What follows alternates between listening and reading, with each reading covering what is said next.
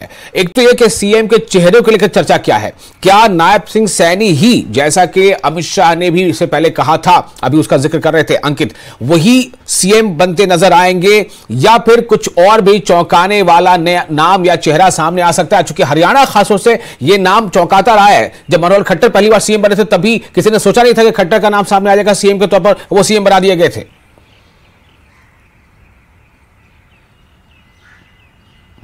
बिल्कुल, देखिए अभी अंकित भी आपको बता रहे थे कि जिस तरह से चुनाव लड़ा गया है और जिस तरह से देश के गृह मंत्री अमित शाह ने जिस तरह से लगातार अपनी चुनावी जो भाषण थे, चुनावी रैली थी, उसमें लगातार वो एक बात कहते रहे थे कि हमारे जो मुख्यमंत्री होंगे वो नायब सिंह सैनी ही होंगे। और जाहिर सी बात है कि चुनावों से कुछ दिन पहले ही नायब सिंह सैनी को एक तरह से हरियाणा का सीएम बनाया गया था।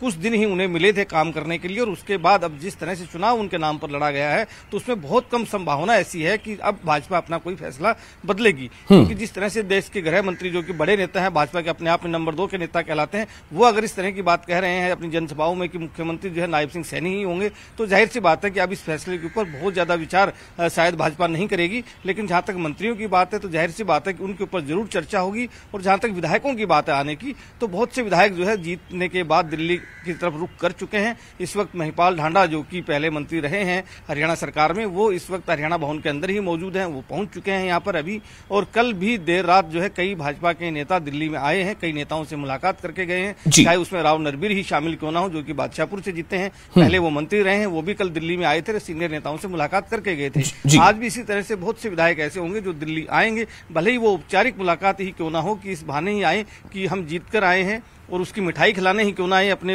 सीनियर नेताओं को। लेकिन उस मिठाई खिलाने के बहाने से कहीं ना कहीं वो ये कोशिश भी करेंगे कि उनके नाम की सिफारिश अब आगे की जाए ताकि अब उन्हें मंत्री पद भी मिल सके। तो जाहिर सी बात है कि जितने भी नेता हैं जो जहां जिसकी ज्यादा अच्छी पैठ है, यूं कहें कि जहां ज्यादा कंफर्ट लेवल है जिन सीनियर नेताओं के साथ, उनसे जरूर मुलाकात करेंगे और कोशिश भी करेंगे कि अपने अपने नाम की चर्चाओं को आगे बढ़ाया जा सके, उनके नामों को, और उन्हें मंत्री पद मिल सके। तो ऐसे बहुत से विधायक हैं जो गुड़गांव यहाँ दिल्ली जो है पहुंचेंगे। महिपाल ढांडा ऑलरेडी यहाँ पहुंच चुके हैं, इस वक्त हरियाणा भवन में मौजूद हैं, और कुछ देर बाद जब मुख्यमंत्री यहां आएंगे तो जाहिर सी बात है उनसे मुलाकात भी वो करेंगे।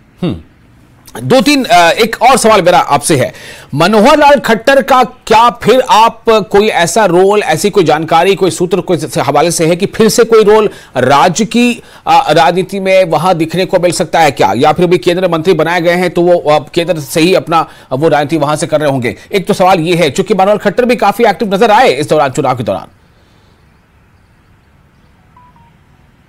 देखिए, मनोहर लाल खट्टर 9.5 साल हरियाणा के मुख्यमंत्री रहे हैं। जाहिर सी बात है कि इसीलिए वो चुनाव में भी काफी एक्टिव थे और हरियाणा से रहते हैं, हरियाणा के मुख्यमंत्री रहे, तो जाहिर सी बात है कि बीजेपी के लिए चुनाव प्रचार भी उन्होंने किया है। लेकिन अब हाल ही में वो लोकसभा चुनाव जीत कर आए हैं, कैबिनेट मंत्री उनको केंद्र में बनाया गया है, तो उनकी जो भूमिका है वो केंद्र में है, जाहिर सी बात है। लेकिन क्योंकि वो हरियाणा में रहे हैं, वहां के मुख्यमंत्री रहे हैं, तो हो सकता है कि उनसे सलाह मशवरा जरूर करें।